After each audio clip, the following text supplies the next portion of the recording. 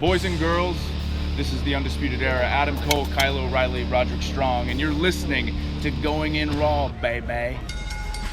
What's up? This is the most must-see WWE superstar of all time and his lovely, gorgeous wife, Marie. and you are going in Smackdown Live. Hi, this is Shinsuke Nakamura. Shinsuke watching Going In the Raw.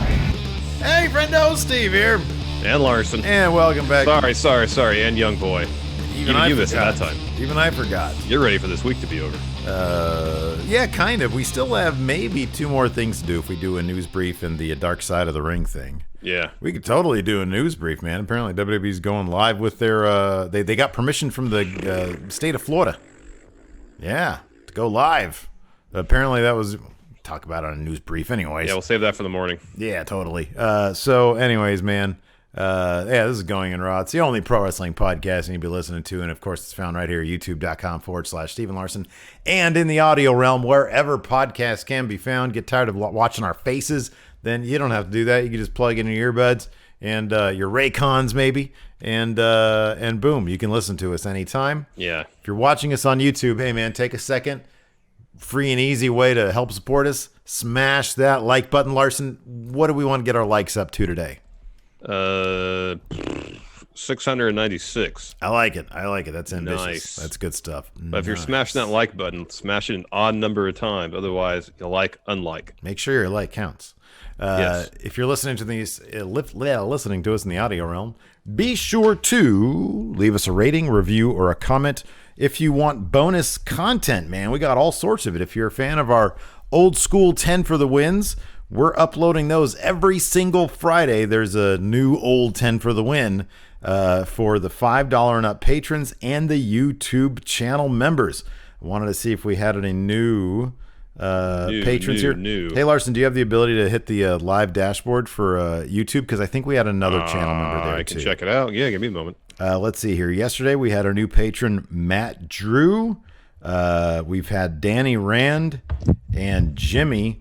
Thank you all for your support. Thank you. Appreciate it. We also had two Ask Stephen Larsons, where we talk about things as varied as what makes the perfect breakfast burrito and what habits we want to break. We got all sorts of great non-wrestling questions on Ask Stephen Larson. Yes. And then, Simon Bullock. Thank you. Well, welcome, Bullock. And then, we also, I played a little bit of GTA on Overrun as we helped Larson prepare for Quizzlemania. Second runner-up, Yeah, dude, you did great. You did fantastic. Could have done better. It's in the past. It's in the past now. It is in the past. Hopefully I get another opportunity at some point in the future. Look, man, I feel like now I know the lay of the land. I'm comfortable. Man. Do you think that you proved you have the bona fides to come back for another one? I didn't finish in last.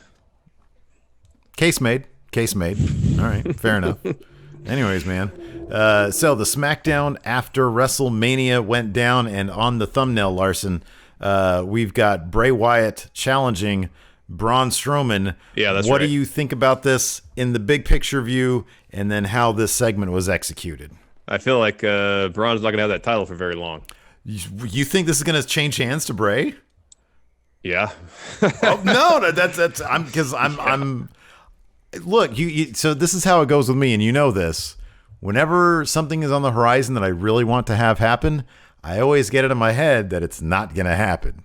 So tell me why you think that's gonna be the case. I just don't see them jobbing out Bray to Braun. Wow. Okay. I just don't.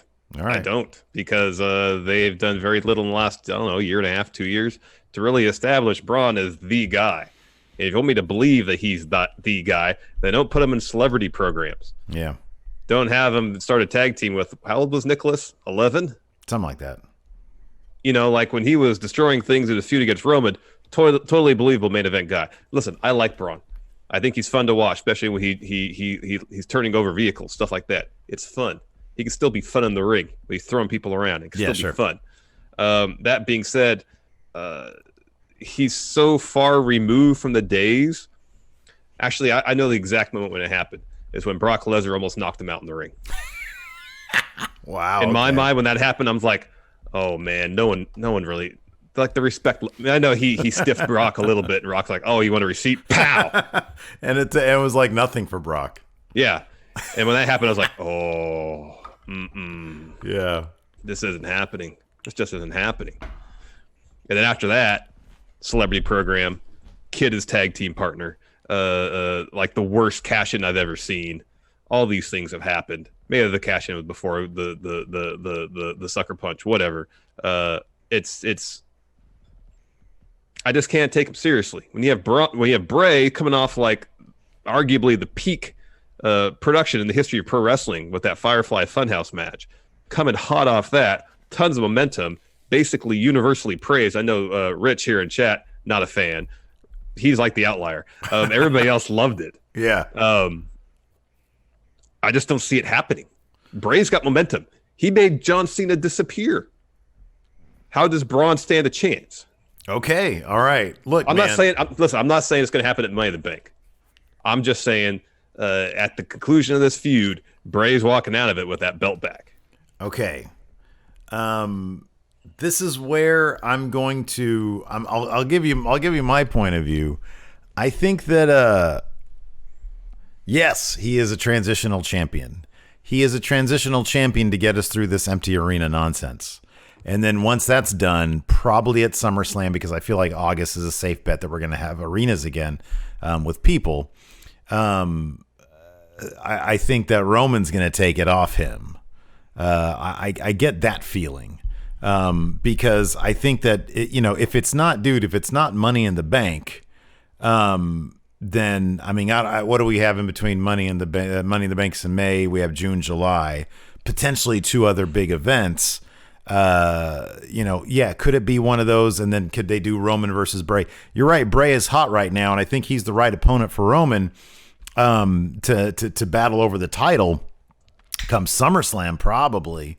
There's another thing also is that I'm not entirely sure Roman is going to be the guy again for a little while, given that he pulled out of WrestleMania at the last minute. And then Goldberg had some comments about that as well. With apparently some car podcast or something. Yeah. How he said that they had plenty of time. They could have just filmed it really quick. And it was, it was only a 2-minute match anyways. Yeah, like he was literally burying his own wrestling abilities. It's like, regardless of what I was wrestling, it's going to be a 2-minute match. Yeah, exactly. So I don't know. I think the timing for Bray, I think the timing for Bray is just a little bit on the wonky side. Well, here's the thing. When Nakamura came out in the opening segment, I was like, okay, they're going to give Braun some time. Nakamura will come out and challenge him. They'll start building for that for Money in the Bank. Cool. No, they had that match last night. That's done. Yeah, that was done. I kind of figured that would just be a one and done thing.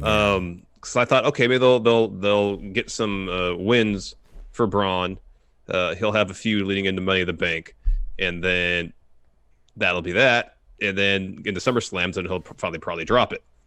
But if they're putting Bray against him right now, that's more. I kind of feel like that's WWE saying, "Oh yeah, we probably should have taken the belt off Bray at was it Super Showdown, whatever, when Goldberg won it. We're gonna circle back to that, put the belt back on him, and then SummerSlam might be too soon. Next year at Mania, we'll give it another try against Roman, see if it works then. The thing about August, though, going back to the virus stuff, is based on what I've read. Yeah, we can start kind of doing things again come August, but until there's a vaccine, normal isn't really going to exist. Oh, they're not going to wait 18 to 24 months. I know. From an economic standpoint, it's not going to happen. I'm not saying we're going to be in lockdown for the next year. That's not what I'm saying. I'm saying from Roman's point of view, if he's worried about his own health, he might not be willing to go out there. I'm not saying he's be gone for a year and a half either, but to be anything resembling a full-timer and having to work the schedule he would have to work as champion, I don't know if he'd be able to do that until he felt 100% confident that he's not putting his own health at risk, given everything that's going on. And that might mean waiting, speculation on my part, waiting until a vaccine comes along. I think that speculation. I don't know. No, that's a solid point. I mean, if they come along with an antibody test that's widely available, that might change things. But no, I agree. That could. We have no idea what his thought process is right now. Exactly. So that's a good point. Yeah, there's two things also that I think, again, man, when there's two things that I think lead me. There are two things that I would hope the WWE would realize. And that's the thing is that and I don't know. I mean, I won this thing because I sort of figured, I know that it was a last minute change, the Goldberg Braun thing, but I still felt like, they obviously weren't averse to putting it on him if, as being a plan B, when Goldberg said, hey, I want it. I mean, apparently it was just because Goldberg doesn't want to wrestle anymore. So they just put it on him. Yeah. But Braun as empty arena champion especially doesn't work. Tonight, for me, Braun did not work at all. What was that weird smile on his face when he was walking? Number one, if anybody should be holding that thing over their shoulders, it's him. It looks goofy around his waist. That's just aesthetics. He had that goofy smile on his face. He's a terrible promo in general. He's not... He's not a good dude. When he's in a weird, I'll put it this way: when he's in a weird situation, when he's in front of 15,000 people or 8,000 people or whatever, he's decent. He's okay. When he is, remember that weird split screen thing that they did? Lesnar, yeah. Oh, it was so bad. It was bad. I was going to say, he's not a bad promo. He has to say a sentence and get these hands, and he's fine. Okay, yeah. Good point. When he has to do anything more than that, he comes off as so awkward and lacking in confidence in his own words. Yeah. And that was written all over his face tonight. He came out there, and Nakamura is great.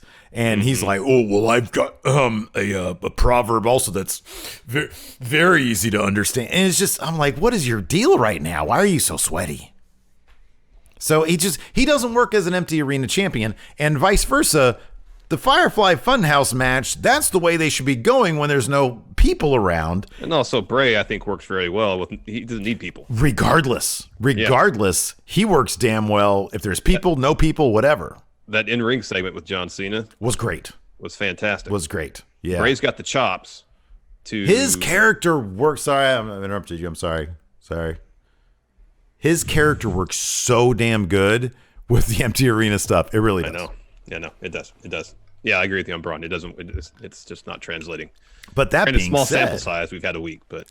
That being said, it's the WWE. Yeah, who knows? I mean, they had an Intercontinental Champion for a week. How long was it? It was a couple. 2 weeks. Was it 2? Yeah.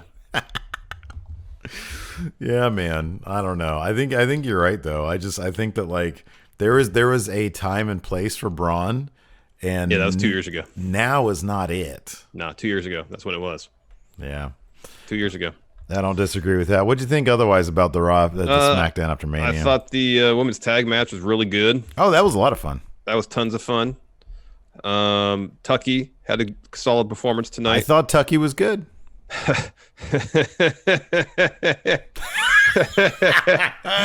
Forget me not. There ain't no party like a forgotten party. Okay, so tell me. That's the worst trash talk you've ever heard, right? I don't know. Barron's might be worse in NXT, but that was not great. There's no party like a forgotten party. Oh my God. What the fuck does that mean, dude? And he yelled it at him like, I mean, literally, there ain't no party like a party that's been forgotten. I guess there's truth there. If you've forgotten about a party, there's no party there. That's not true, though. If a party happens and you forget about it, it still happened. But in your mind, there's no party to remember. In your mind, there's no party, but at some point, it could. Perception is reality. Wiggle free. Nah. Blackout drunk Steve Cutler was at party. Ain't no party like a forgotten party. I've been blackout drunk at a couple of the old parties we used to forgotten party throw. Never started. I thought Sasha did a pretty good job of shooting eye lasers at Bayley during that promo. Mm-hmm. And then I thought Firefly Funhouse was really good. Cool. Well, let's go through the details here. Like I said, Braun comes out and he's got this stupid, dullard look on his face, like he's trying to smile, and it's just weird as he's coming down the aisle. Here's the thing, though. At the very end, when he did his bit after Firefly Funhouse, that smile looked very genuine and real. Yeah, that one looked fine. When he was walking down the ramp, it looked terrible. I was like, what? Dude, be menacing, please. Be menacing. Maybe he can only smile to poke fun at somebody, in this case, Bray. But in terms of showing genuine happiness, it's like a foreign concept to him now. It looked like it hurt his face. Anyways, so he comes down and It's he like says, when Bob Roode was smiling babyface. They told him to smile all the time. It's uncomfortable. maybe they told him, Braun. Bob Roode's face was this. It was like in order to approximate a smile, he looked at a blurry picture of somebody smiling from the 1800s. Nobody smiled back then. Was it because of the teeth or because of the exposure on the camera? It took like 15 minutes to take a picture. Yeah, because your cheeks would get tired if you had to smile for So they 35 look like this. goddamn minutes. Bunch of weirdos. Anyways, Braun says, I heard an old saying before, when opportunity knocks, you open the door. I did more. I knocked it off its hinges. I had a whole 2-minute match. Anyways, he says he took everything Bill had, got back up and put Goldberg down for good. He said, I took everything he gave me. He's a Hall of Famer. Yeah, he's 53, man. Yeah, he's old, man. He's super old. Calls it the greatest moment of his career. I don't know. I kind of feel like when he brought down the set, the big thing. Yeah. During his turned that ambulance over. That was the best thing. That was the best Semi-truck. thing. Yeah, that was rad. That was the coolest moment of his career. I understand. It is a great accomplishment to be Universal Champion, I guess. Anyways, I showed up to Florida in a Kia Soul and $150. Look where I am now. Anyways, he's interrupted by Nakamura. He comes down the ring and says, when opportunity knocks, you answer the door. Well, knock, knock. Mm-hmm. And then Braun just looks at him, and Nakamura says, you're supposed to say who's there. Yeah. He's trying to tell a joke. He says last time that they, Artist Collective, saw Braun, they beat him. Mm-hmm. And Braun's like, you come out here and interrupt me. Just let me have my time to be happy, but then I will beat you up. And then Nakamura tells him an old proverb. I think I got this right. The weak are the meat and the strong eat. Yeah, that was good. I like that. That was good. And then Braun's like, all right, I got my own proverb. Get these hands. Later tonight, you'll get these hands. We're going to have a match. Cesaro comes out, distracts Braun. That allows Nakamura to kick Braun in the head. Nakamura leaves, and Braun's like the most irate I've ever seen him.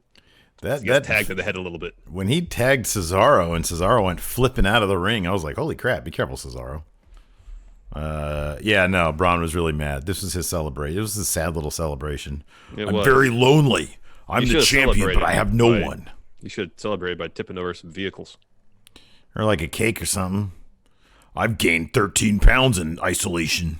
Oh, eat the cake. I thought you meant tip it over. You should just tip things over. No, he should have eaten the cake. I'm in isolation. They have me in a hotel room. No, he probably lives there, huh? No, I don't know. Does he live in I read an Orlando? interview with him, and he said that before he got the call to be a Mania, he was going to go up to some land he had up in Wisconsin. Oh, that's cool. But he's from one of the Carolinas. North Carolina? Oh, yeah. I don't know if he lives there. That's where he's from. Yeah. I think that because he has got that tattoo on his inner arm. Oh, yeah, that's right. It's a One of state. the Carolinas. I think it's North Carolina. You got Alexa Bliss and Nikki Cross after this versus Asuka and Kairi Sane. Tag title match. Tag title match. No hint of a split here between Asuka and Kairi Sane. No, it was a really good match, though. It was at least as good as the Mania match, maybe even a little bit better. I love the bit where Asuka jumped up onto commentary. That's so good. And started yelling and screaming and shouting and dancing, and then Nikki Cross gets up there too. And then she like rips off her. That's her new thing. She like rips off. She like does shirt. the Superman Clark Kent thing. Yeah, man. And then she crossbodied her. The announce table. Yeah, that was great. And then started doing the ODB thing. It was great. Yeah, that was rad. It was great. In the end, though, Alexa and Nikki, they retain. Finish saw Alexa go for Twisted Bliss. Kairi avoids that. However, Nikki gets the tag in. Kairi doesn't see it. Nikki hits her finish on Kairi for the win. They got to do something with Kairi, saying she's too dang good to be taking all these losses. Yeah, I mean, dude, I'll be honest. Like, I don't want to go on a rant here, but like, there's so much wrong with the WWE creative. Like, oh yes. I mean, it's we're in odd times, but I look at half these people. I'm like, my God, they've got these people ass backwards. Like Kairi Sane could be just a money making face right now, just hand over fist money, and they never got Bailey right. Anyways, but I don't want to do a thing. Yes. I want to be positive. Caesar. Well, I mean, if it's reason to be positive, be positive. Anyways, next we got Elias up on the perch. He says, I'm up there to commemorate beating Baron because a couple weeks ago he tried to murder me. But I've got a song. He sang this song. I didn't really pay attention because his songs are whatever. And then I believe during the course of the song, he talked about winning Money in the Bank, turning the briefcase into a guitar case. Yeah. And then saying the world will walk with Elias. So I'm assuming he's the first confirmed participant in Money in the Bank. Well, later on they said there's qualifying matches. Oh, okay. I'm guessing he has to qualify like everybody else. Maybe it's a kind of thing where you can either win a match or write an essay, sing a song, make a short film. Paint a portrait. Write a stage production. Yeah, it could be. Or maybe not. Host a podcast. Anyways, next we got an Otis and Dolph recap, and that following that, Dolph comes down the ring with Sonya Deville. They came out there apparently to berate the commentary team because they go over to Corey and Michael Cole and they start yelling at him. Sonya says that she hasn't talked to Mandy in a week, and Dolph claims the footage we saw last week was doctored. Yeah. Anyways, this brings Tucky out to the stage. He throws us some pictures of Otis holding bananas. Yeah, Mandy, they were working out. Otis had his bananas and doing some like squats at one point. Yeah. Mandy was working out, and he says, you know what they say about people who work out together stay together. It's not a very good Tucky. That's just a big cast. Yeah, it is a big cast. But is that true, really? People who work out together stay together? What does it say about me that I don't like working out with anybody? That mean I'm doomed to a lifetime of loneliness? You said it. I didn't want to bring this up to you, man, but I noticed that you work out alone, and I was like, oh, man, Not only do I work out alone, I don't want to work out with anybody else. I know. One-way street to Lonelysville. That's my time. I know. This is my time. To get my head right. My time. Anyways, Tucky says that he and Dolph have some unfinished business, and they're going to take care of it right now. Before we get that match, we get the announcement that in 2 weeks, we get the the start of the Triple H 25th anniversary celebration. That is... He's going to take his golden shovel to at least 2 episodes of WWE programming, not including NXT. Can we please get a celebrity roast of Triple H? That'd be pretty cool. I would love that. That'd be great. Cool. Who would be, obviously... Go ahead. Arnold would be there. He's friends with Triple H. Arnold. So, okay, the old Dean Martin ones... Yeah. You had a big table with a bunch of celebrities. Correct. Orson Welles did a couple of them. Rich Little was on like all of them doing impressions of people. Ronald Reagan, I think, was at one. Oh, maybe. So like, who would be like? Obviously, the Clique would be there. Yeah. Jeffrey Ross does all the roasts, so he's got to be there. Okay, sure. Would you then bring in people who like were super anti-Clique, like Shane Douglas and Bob Holly? Yeah, maybe. How sad was I forgot that Bob Holly and Bart Gunn were teaming together when Bart Gunn annihilated him at Brawl for All. Dude, that's a new level of cryface I'm not sure I'd seen before. Was Bob Holly post Brawl for All? I know that was rough. I know. For such a tough guy, he's quite a softie when it comes to that, huh? He had the worst haircut back then. I know it was that L that convinced him to cut his hair. The great shit. We'll talk about this on Sunday for our Dark Side of the Ring review. But here's a preview. The little reenactment of the hotel room afterwards. Why would Bob Holly sleep on the couch? Yeah, because that's what happens when you get knocked the fuck out. I guess so. You sleep on the couch, idiot. Sleep on the couch. Not even the pull out. You got to sleep on the couch. Oh, man. Bob Holly's not a small man. Oh, his God. leg was hanging off the couch. I appreciate, though, that Cornette was livid about that, but he was over the moon laughing about New Jack stabbing a guy. People are complex, man. Yeah. Hey, you know what, man? I like Sonya with Dolph as like kind of his heater, or whatever. I like it, I know. I think that's it's good. I really like Sonya Deville, and I think that like whenever you put somebody that whenever I see somebody that I like and they're paired with somebody who I could give a crap about, I start to give more of a crap about that person. Yeah, I guess by proxy, a little bit. I mean, honestly, this is still the best story they've got going right now, and it's not done. It's still going, and it's still, I'm like, oh, man, this is, you know what? I gave you flack the other day for referencing AEW in our NXT review. this feud, this story is the most AEW thing they have going. Yeah, it is. Because all the characters fit, and it's got energy to it, and it's like it's organic and it's logical and it's good. And it has yet to overstay its welcome. Yeah, right. Yeah. Time. Anyways, this match happens, and Tucky's manhandling Dolph all over the place, tossing him ringside, into the ring steps. He tries to, he goes and breaks the count because they're all fighting ringside, rolls back out. Dolph puts his thumb in his eyes, goes for a famous. Tucky catches him, tosses him on the announce table. Back of the ring, he's just throwing Dolph all over the place.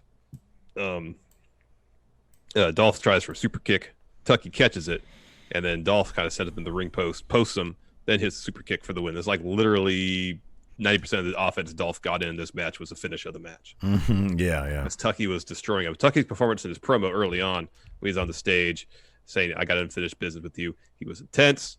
It was believable. It was very possible for this storyline to be really bad. Yeah. Really bad. But it's the strength of the performances from Otis, from Tucky, even from Dolph, from Mandy, from Sonya, that's really holding this all together, because it could have so gone south. You know what's kind of crazy is that the focal point of this entire feud, Mandy Rose, is kind of the weakest link in the entire thing. I'm not saying she's bad by any stretch, but everybody else, Sonya, Dolph, Otis, Tucky, they've all done a really magnificent job. You know, like they've done an over and above type job, you know? It's like Seinfeld, the four main cast members. Could argue Jerry Seinfeld is the worst actor of them all. Right, yeah.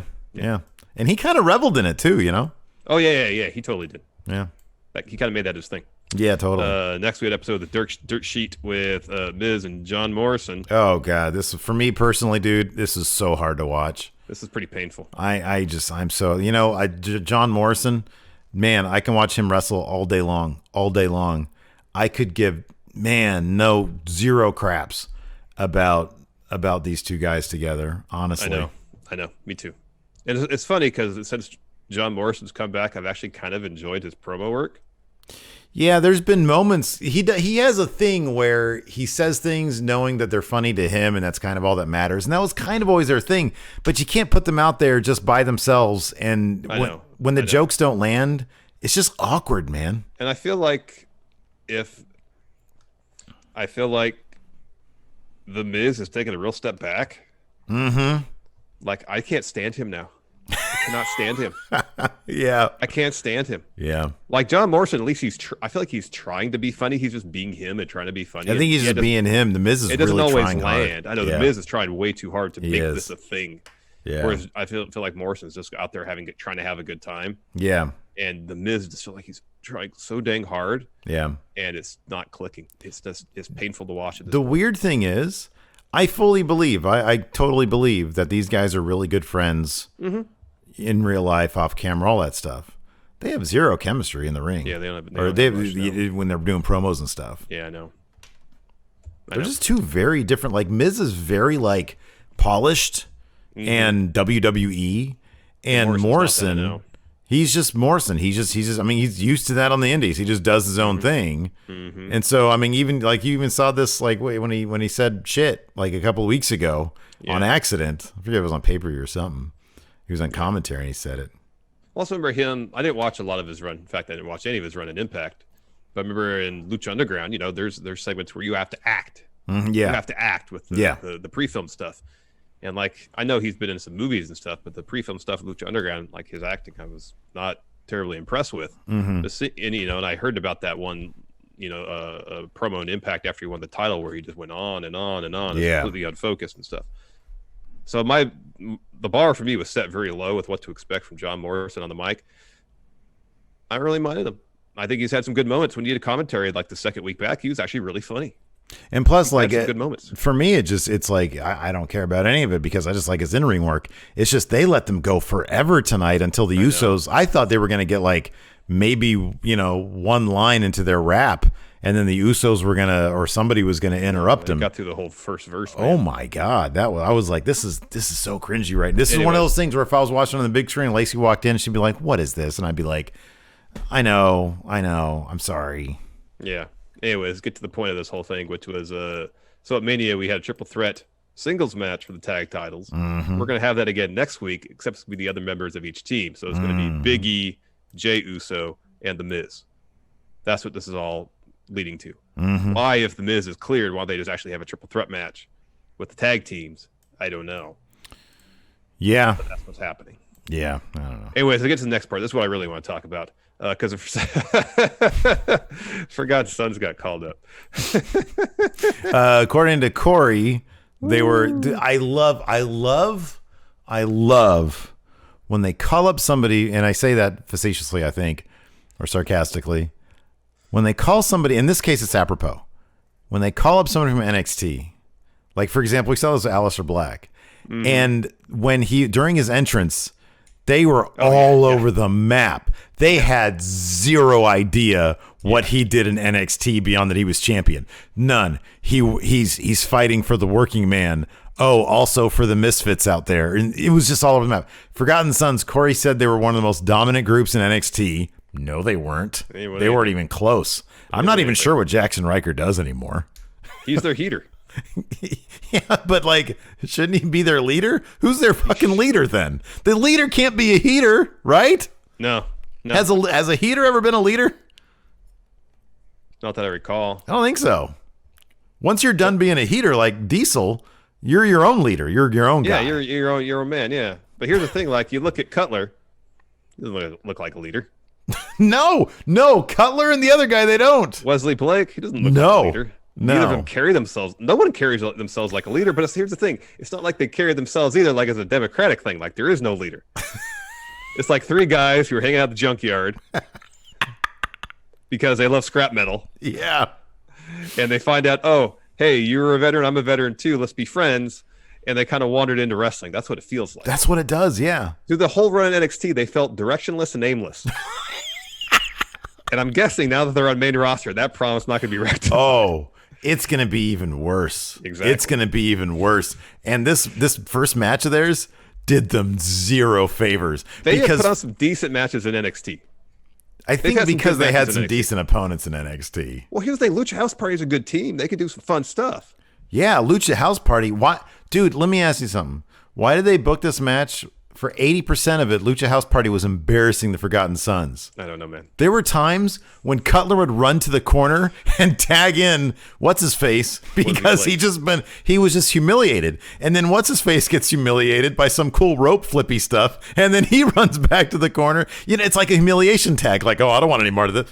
That is not the impression you want to give for this new dominant tag team. I know. And Jackson Riker did Once jack I saw the shit. vignette about them getting called up, I just, like, my notes literally say, ha, ha, ha, ha, ha, ha. Oh, I was dead. Got called up. I was laughing. Dead. I can't even, like, go through this segment without laughing. And then one of the friendos alerted me to the fact that Jackson Riker was a COVID denier. And you go to his Twitter feed, and it's a mess. It is a disaster. It's fucking hilarious. Oh man, it's like he's like with the Shamrock thing, where it's like more people die of car deaths than the coronavirus. You know, this is like a month ago. I'm like, oh man. Well, I guess you can count on him being around for these shows for a while, huh? Yeah, I know. Apparently, he's got nothing to be afraid of. I'll always go back to, hey, remember that time Jackson Riker had to do his finisher 3 times before he got it right? Is that like 6? The legend grows larger. It was hard. It's a powerbomb off the ropes into the thing. I feel like I could do that. I feel like I could do that too. Oh man. Oh my goodness. Well, like the thing is though, Vince is going to see Jackson Riker and he's going to explode. He's going to be so taken with Jackson Riker because he looks great. That's what I'm thinking too. He does amazing. know. Hey, he looks great, but he never wrestles. I don't think he's very good. Okay, let me ask you this. When's the last time we had a guy that you knew Vince loved but couldn't wrestle for shit? Ryback. That was a while ago. And he didn't give Ryback like what he wanted. Ago. And he didn't give Ryback what he wanted. No. So I don't know. I don't know if Vince will take a guy who can't wrestle anymore. And I don't think, from what we've seen. The thing. I think Vince would, but I think he can be convinced not to. Yeah, okay. Fair enough. Regardless of how it goes down, I'm not sure he's going to get any. Because, yeah, you're right.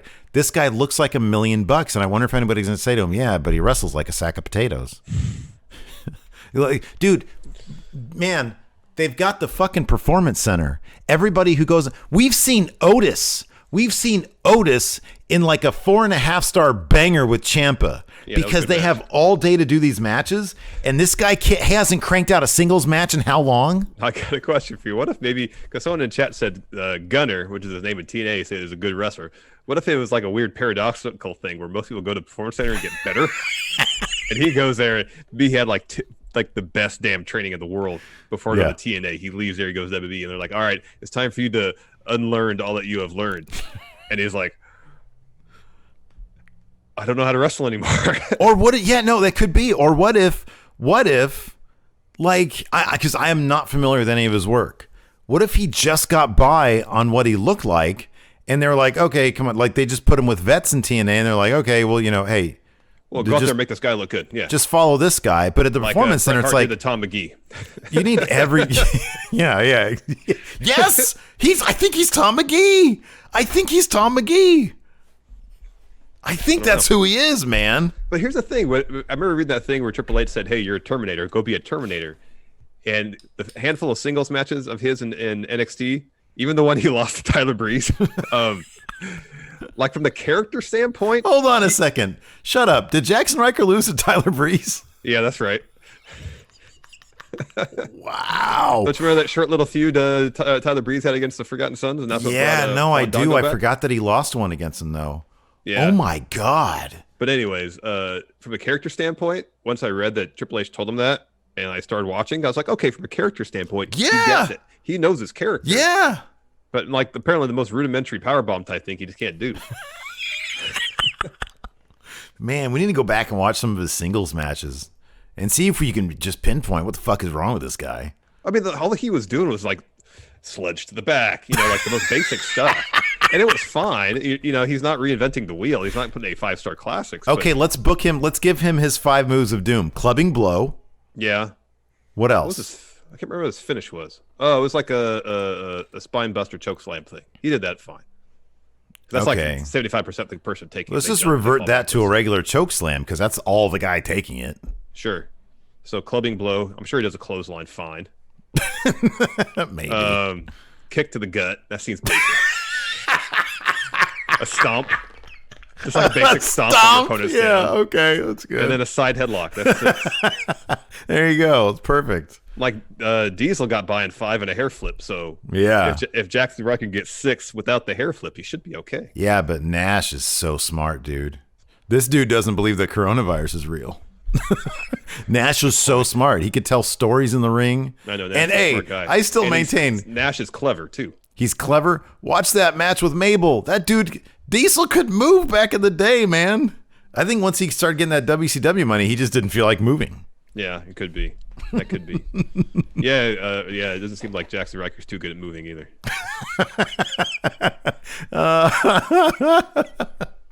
Going in Raw Wrestler 2020 Corona version. Yeah, I know about that. I think in this instance, one's political beliefs should disqualify you from any awards that we're giving out. Oh, man.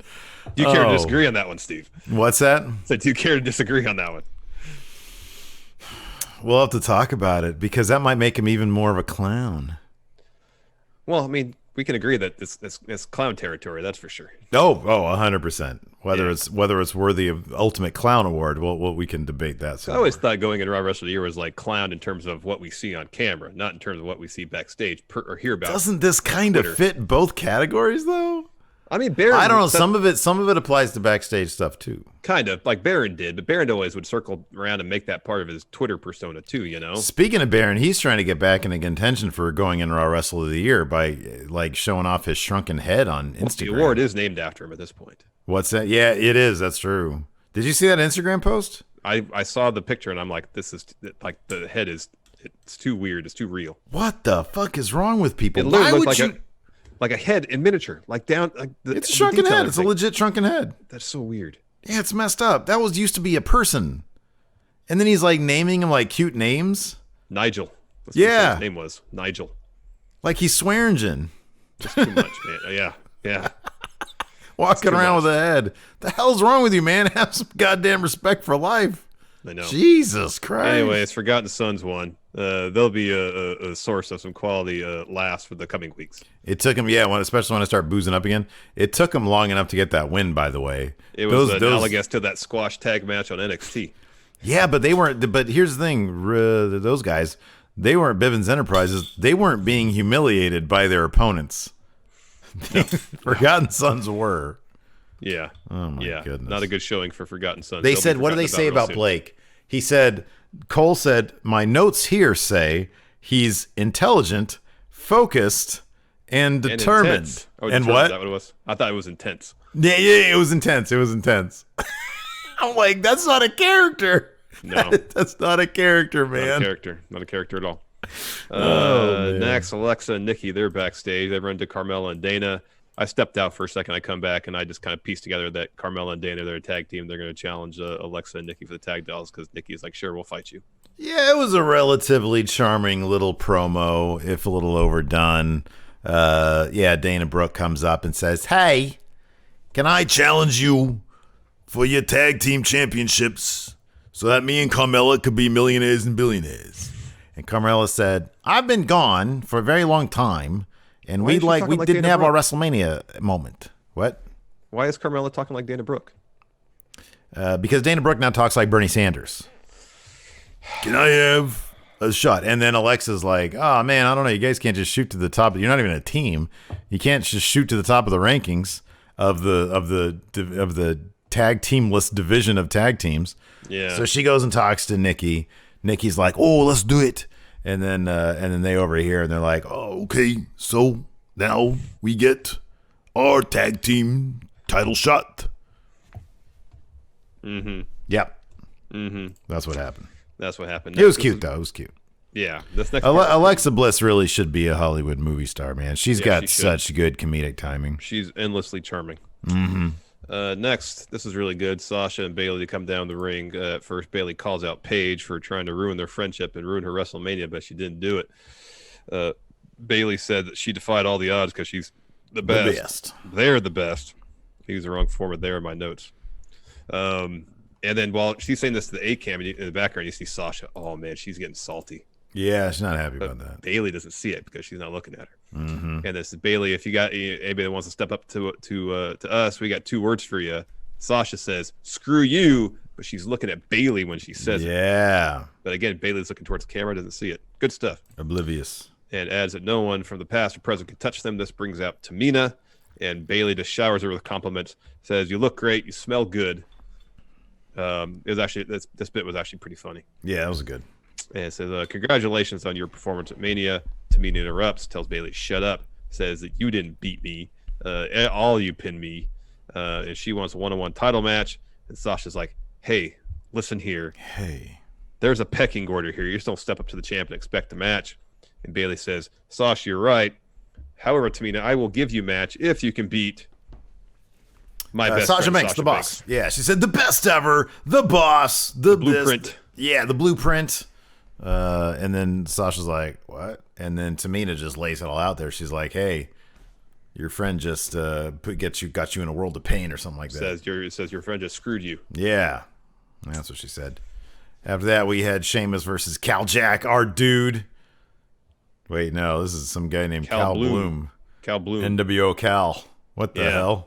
Yeah, he lost to Sheamus. They bring in the real guy, man. You know why? Because Sheamus would have taken the L. Yeah, he got gut wrenched. Yeah, dude. In this instance, though, Sheamus got the win, defeating Cal Bloom. Next, we had a part 1 of the Jeff Hardy retrospective. This was cool, man. I felt like they kind of got like 10 years into like a minute and a half. Well, they did like a proper documentary on them. Where was Michael PSAs? Dude. He's in the real documentary, man. I know, but I mean, like he was an important part of Team Extreme, man. I just like hearing like when Jeff Hardy's a little kid and he's got that thick accent and the warrior paint. That's hilarious. I love that stuff. Yeah. I was bouncing on that trampoline and I'm like, man, that takes me, or my kid is bouncing on that trampoline. I'm like, man, takes me back. He's starting AJ Styles there. Yeah, I know. Announced for next week, you get the tag team triple threat, but it's not an actual tag team match. Tamina versus Sasha. Got 2 Money in the Bank qualifiers. 1, Daniel Bryan versus Cesaro. That should be a banger. Oh. and then Naomi versus Dana Brooke, and then finally Sonya looks to clear the air with Mandy. Man, Daniel Bryan? Didn't he say his contract was like coming up at WrestleMania? Yeah, he did say that. Is he just playing us all? He's just tugging on. Is he just playing with my emotions, man? Maybe. And then we get our main event: Braun Strowman versus Shinsuke Nakamura. Nakamura got more or less destroyed for 90% of this match. Yeah, pretty much. He was not able to mount a whole lot of offense unless Cesaro hit Braun in advance. Even then, he really couldn't do much. He did hit Kinshasa. Braun kicks out, goes for another one. Braun picks him up, bang, power slam, done. Yeah. As soon as that pin is called, bang, Firefly Funhouse. Really good to be your friend. So now that's how it goes. So Bray's there. He's got a whiteboard. He's not doing a Kevin Nash thing. On that says the history of John Cena and Bray Wyatt. He says, "Oh, hold on, everybody. I got to rewrite history." Yeah. So he's over there, just like fast motion doing stuff. He says, "Hey, John was right. We really can't see him." Ha ha ha ha. He tells Braun, "Hey, I'm really happy for you." And the lantern starts talking to him, and he tells him to be quiet. And he says, "I'm sure it was a long time ago, but sure he learned his lesson." And he tells Braun that he brought him up from the swamp. Yeah. But I created him. But Braun, you turned your back on your family, on your creator. He says, "I think I could forgive him." And all the puppets pop up. It's like, no, can't forgive him except Rambling Rabbit. He seems cool doing it. And Bray says, "I can forgive him if Braun just says he's sorry." Yeah. And then Bray's like, "I've taught you so much already." Because Braun's like, "No, you're going to get these hands." And Bray said, "I taught him so much already. Time to teach him another lesson about sharing." Because Braun's got something that Bray wants. Again. Right there on your shoulder, man. And since Bray brought Braun into this world, he's going to have to take him out. And then Braun's like, "Hold up. Anytime you want to fight, I'm ready to fight. And hey, I'm ready to let you in." We'll let you in. Bye. See you later. See you later. See you later. Yeah. And there he's smiling. Yeah, he smiled then. Yeah, did you think it was awkward in execution? Was there any awkwardness when, like, Bray tried to end it by saying bye, and then, like, his music plays, and then Braun gets on the mic and says, "Wait, hold on, wait, stop, hold on." And then the music comes back down, and then he says his piece. No, because it made it seem like it was spur of the moment. All right. I don't know. Like he thought to himself, "Oh, I got a good one for Bray. I got a good one for him." He said, "Hey, the jerk store called. They're all out of you."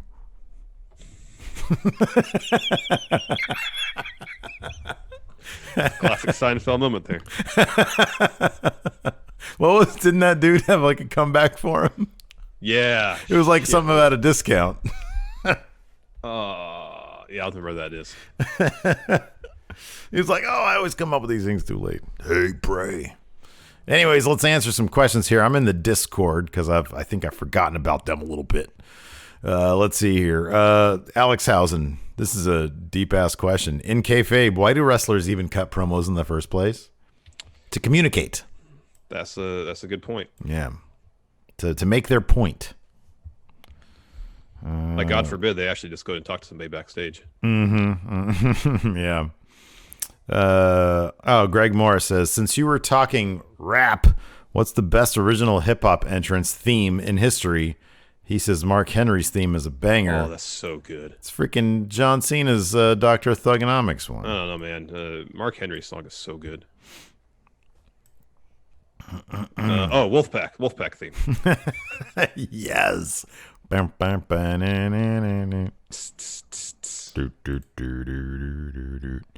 Let's see here. I'm on the Twitch. I know I put up a thread on whatchamacallit. Let's see here. Okay, so a couple people here. Let's see here. Harry Flynn, anyway, says that Gunner was good. Hold on. TNA. Here's the comeback. So George says to Riley, his boss, "Well, the jerk store called. They're running out of you." And then Riley says, his boss, "What's the difference? You're their all-time bestseller."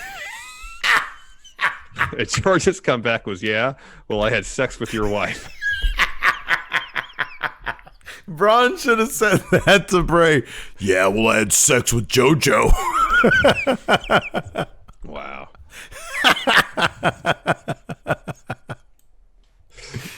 Oh, man. Oh, man. Ryan K. Lambert says, seeing as Lacey Evans was a former military member, Should she be the leader of the Forgotten Sons? I would not wish that upon her. She should stay far away from them. Exactly. Far away. Far away. That would be funny, though. He says, so Riker can stare angrily to her music. That's a good point, actually. Oh, man. The funny thing is, like, the Forgotten Sons need to be very happy that the Revival left, because this spot is basically theirs. They shouldn't really worry about creative satisfaction. Just be happy if you're ever on TV. I think that's what Vince wants. Just be happy that you're on TV. Just appreciation that you actually get to do something on an occasional basis. Bombadil117 says, greetings from the blind prophet Bombadil. No joke, though, I'm super visually impaired, and you make wrestling accessible for me. Question for you after the review. Who is your favorite underrated commentary team, and who, in your opinion, is the best commentary team to listen to know what's happening in the ring without being able to watch the action? Stay safe. Well, thank you, and welcome to the show. Yes, thank you very much. Thank you. You're our second, at least vocal, visually impaired friendo. Mm-hmm. Of course, Mason as well. And so, yeah. So in terms of like listening to the commentary for in-ring action, whenever Nigel is with anybody. Yeah, Nigel's really good. Nigel is excellent. He's really good because he'll talk about like moves and what they mean and what they do. Yeah, what they do, the specific body parts and ligaments and such. When they're not getting derailed by tangents, I think AEW's commentary team can be really good because Excalibur is really good at saying what's happening in the ring. Yeah, he actually knows the absolutely. names of all the moves. Mm-hmm. So if you want to kind of paint a picture in your mind's eye, if you will, if you want to try to visualize what's happening in the ring, Excalibur is really good. Nigel's really good. Yeah. Those are kind of top two commentators that I can think of that really paint a picture in terms of the story being told in the ring, based strictly on the moves. It's like in NXT, you got Morrow doing some play-by-play, but try to add to the emotion of the story. Yeah. And that's kind of JR's job too on AEW. Mm-hmm. He gets sidetracked fairly often, but you know, when he could channel JR of old, when he did that better than anybody. He still got it in him from time to time. The Captain Sin, do you think there will ever be another wrestling event to have the same impact on the wrestling business that All In had? It's going to be a while. That was pretty huge. Yeah, it's that's kind of a singular event. Yeah, it could be literally decades. Let's see here. Ryan K also has Asuka been the MVP of 2020 so far? 2020. Yeah. It's definitely been the MVP of WWE's Empty Arena stuff. Yeah. Zondo321, what's the Revival's NWO name going to be, and what's their wink wink nudge nudge first promo going to sound like? So they have a pro wrestling tee shop. They're going by FTR. They are Cash Wheeler and Dax Harwood. Yeah. Now I have to remember that Dax is the bald one. Yeah, it's not Scott Dawson anymore. It's Dax. Dax. Cash has hair. Dax is bald. Yeah, Dax is bald. I don't know how I'm going to remember that, dude. Dax starts with a D. The head of a D has no hair. That's a stretch, man. That's a little stretch, yeah. It is a huge stretch. Let's see here. AO Worm says, go watch the main event on Netflix. Yeah, I might watch that just so I can watch some Bugenhagen. Oh, okay. He's you in watch that. the Big Show show? Nah. I might try to watch the main event with Alabama, see if she's into it all, because it's about a kid. Let's see here. Dang MQ says WWE probably got permission from Florida because they probably designated themselves as media. Yeah, apparently that's what they had. They're going to be given paperwork to show to law enforcement officials. Yeah, wrestlers are. Yeah, they're members of the that media. says they are declared essential media. And we said that, man. We said that was a distinct possibility that they would that would happen because they've got super ties to the government and stuff. Yeah. And Florida is like that's like the super Trump state right there in terms of the government ties. Oh, is DeSantis, how closely tied is he to? I don't know. I just know when everybody was talking about like the states getting the the PPEs. Yeah, And Florida's getting them all. Yeah. Well, also though, apparently Florida requested a lot less than others. Oh. So, but still, it's Florida, and everybody seems to think that Florida is like, heavily. Well, that's where he lives. Exactly. Yeah, Mar-a-Lago's there and everything. So. Yeah. Nuggly, what's your view on call-ups and the current landscape in NXT as more of a third brand? I think we're going to see a lot more situations where people or acts like Forgotten Sons who aren't doing anything at NXT getting moved over because they're not altering whatever stories that are going on in NXT. Yeah, I think you're right. I think that Shayna's the last high-profile one. When they sort of have maybe when they've run out of like high-profile things, they'll bring in like. It seems like it's going to be less like, mass. There was a period of time when it was like, the Raw after Mania or whatever, or SmackDown after Mania would get like 3 or 4 big names out of NXT. Doesn't seem to be the case now. No, I think it's like, even someone like Bianca Belair, where it seems clear they're not going to put the title on her. There's not really much else for her to do in NXT. Her husband's on Raw. Mm-hmm. They like to keep married couples together. It just makes all the sense, Yeah. Yeah. Fear and Loath and Riker just might be our modern day RoboCop. RoboCop might have more of a soul. Yeah. Solus says, could the Bray Braun story be an opportunity to add some depth to Braun? Do you think Bray could bring that out of him? I think that he can be, I think he can make it an interesting thing, but I think it'd be a short-term thing. I'm not sure how much Braun can change from what he is right now. Yeah. Blind Cito. Hey, I'm also legally blind. Austin, no, I'm not the only one. Cheers, cheer. 100. Thank you. Mm-hmm. Ryan K. Lamb, after the Bray Braun feud is over and Braun reverts to his older self, as it seems like everyone he feuds with does, will Braun go back to a rosebud? That would be awesome. They should bring back Adam Rose just for that. And nobody will know who he is because he looks literally like a different human being. I know.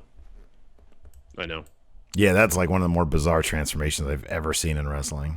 It's something else. David Proc over here on the Patreon with 25-year retrospective on the way. Wouldn't Triple H be the perfect candidate for the next Firefly Funhouse match? That'd be tons of fun. Oh my God. That would be amazing. Gamer Realm, how would you guys feel if WWE made Paige the GM for SmackDown and Titus GM for Raw? I'd be cool with it. Yeah, I'd be all about Titus as GM. Titus is great.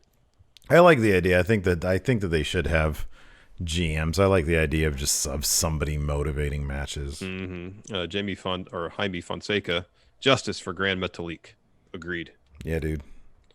James Rodriguez, how long until Forgotten Sons get broken up and Riker gets a main event push? I don't think it's gonna happen for him, man. If he can't wrestle for shit, he did not wrestle in NXT. Not a whole lot, no. It was so rare. It was so bizarrely rare for a guy that looks like that. One of the matches he did wrestle, he lost to Tyler Breeze. Does he have drop foot? Does he have something weird? Don't think so. Does he have bad hips? Don't think so. I don't know, man. I don't know. Thayer Thabata. Okay, so let's think about this. Either Braun loses the title immediately after winning it, or the Fiend loses again. Should they have waited longer to do this? Yeah, they should have. They didn't. Okay, but here's the thing. Maybe, but at the same time, number one, there is nobody besides Baron. There's nobody on SmackDown that could like challenge him. I mean, what, Sam? Are going to do the Sammy thing again? Well, I thought they could have done Nakamura. They could have done Nakamura. There's history there. There's a story there at least. Yeah. I mean, you can do the story of Braun took Nakamura's belt. Well, Nakamura's going to take Braun's belt now. That's like the more important belt. That's going to sting him more. That'd be cool. They could have done that, but they kind of did away with that all tonight. But like, look, if what you're saying is, there's evidence to support what you're saying in terms of how WWE views Braun, which is not great. And is it too soon to just get that belt back on Bray? No. I mean, dude, nobody was really celebrating all that much when, like, there was a bit of a celebration on Twitter, an appreciation celebration for Braun when he won the IC title. I didn't really see the same with the Goldberg win. Mm-hmm. It just seemed like it was like, and again, I'm just speaking from my own bubble, my own Twitter bubble, but I don't know. It just seemed obvious that it was like, okay, that's when wrestling is sort of not at its greatest. When something happens just deliberately, literally, because you know exactly what's going on backstage. Or there is an indication of something is going on backstage, so they're just going to kick it over to this guy. Yeah. That's when it's kind of a bummer, because it's like, okay. You as a fan get no sense of catharsis when Thank you. That's what I'm going at. Wins a title, and you know he's a substitute for who was initially supposed to win that match. And to top that all off, they even take the time, even if it's just 2 minutes, to instill any semblance of story into motivating this match. Mm-hmm. It just seems like, all right, we have to have an obligatory Universal title match. Oh, Bill doesn't want to wrestle anymore. All right, Braun, here you go. Yeah. You know. Yeah. Dylan has a question. He says, it's not a question about SmackDown, but this is the best way to have this read. Larson, I also have OCD and wash my hands too much. It would be possible to chat with you on direct message on Twitter about it. Just like to compare, as I've never heard someone talk about the sort of OCD apart from you. Yeah, absolutely. Send me a tweet so I get your handle right, and then we'll go from there. Definitely, I'm definitely open to talking about it for sure. Rich says best part of SmackDown with Asuka on commentary. I feel like you can just say the best part of insert name of WWE show was Asuka. Whatever she's doing, she's right. The best part of it. And you're going to be right. Let's see here. Rory says we live in a world where cloning is a morally okay thing to do. All right, fair enough. He continues. Which wrestler would you like to see in a feud with themselves? That's a great question. What is John Cena? Well, he couldn't see his other. Just the idea of the guy, like, how would John Cena try to politic his vision for what wrestling should be against himself? Well, then the ultimate battle of that would be Hogan. Yes. That's not going to work for me, brother. Not going to work for me either, brother. And just nothing would ever happen. It'd be gridlock. When Nash says that, when he's doing the whiteboard thing, he says it with the biggest grin and laugh. And then you got a guy over here who says, that's not going to work for me, brother. That is like, we really need to do a top 10 shoot interviews. Yeah, that's up there. That's so good. That's not going to work for me, brother. I'm going to say Shawn Michaels. That'd be the greatest match ever. Oh, yeah. Nuggly, instead of Bray taking it this soon, they could have given Cesaro main event push, not giving him the belt, but making him look like a legitimate threat. Yeah, you could have gone through the guys in the Artist Collective. Mm-hmm. That's not necessarily a pay-per-view thing. I like Cesaro.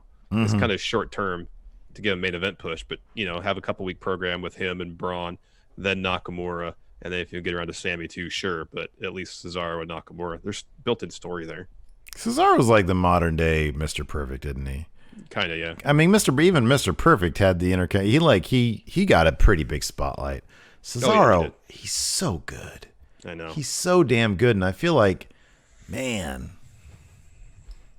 Kyle, are there any legit women's tag teams on Raw, SmackDown, NXT that Alexa and Nikki can defend against? You can actually just take out the names of the brand. There are none. Where are the Iconics? They haven't been seen on TV. And it's true. But you got Carmella and Dana. They're a team now. Yeah. See how long that lasts. Yeah, I don't know, man. I mean, it's funny because I think Vince likes Alexa Bliss and Nikki Cross. I like Alexa Bliss and Nikki Cross. Yeah. I think they're terrific. I just would like to see a bit more of the division. Agreed. Specifically, the Iconics. What did they do? Did they piss somebody off? I don't know, man. They're so good. They're really good. Are you? Really you got to be joking me. I love that stuff. Oh, goodness. All right, those are questions. Is that it for questions? That's questions, man. Okay, well, hey, thanks everybody for tuning in. We appreciate it. We'll be back with a news brief tomorrow and a Dark Side of the Ring review on Sunday. So be sure to check that out. Be sure to sub to the channel and hit that notify bell to make sure you're always getting your new Going In Raw notifications. Bonus content available on the Patreon. Tranquilo, friendo. Captain Sid, we got two more highlight messages here. Captain Sid, we'll do these lightning round style. If Corey Graves gets medically clear, because we talked about that on After the Bell. Yeah, what did he say? Because I forgot to mention that he gave Sheamus the stink eye tonight. He did. He said watching Edge and watch that 24 gave him the itch. He said, do you think WWE will even want him back in the ring if he's medically cleared? If he's medically cleared, they will. Doctors say it's all right. I'll be honest with you. that dude could have been, if you're talking about the next CM Punk, it could have been Corey Graves. That dude's charisma was, and it's funny because the only sample we really have at this point, I mean, besides his indie stuff, is his early NXT stuff before he had to retire. But that guy had superstar written all over his face. Mm-hmm. The camera loves that guy so much, and he's got that thing, man. Mm-hmm. If he were to come back, I don't know. I think it could be crazy. It'd be weird to adjust seeing him, you know? Yeah. Spectre should have been women's mid-card belts. I don't know if he meant that means instead of the tag championships, mid-card titles. Who knows? Yeah, I would love to see that. I think that'd be great. That's it.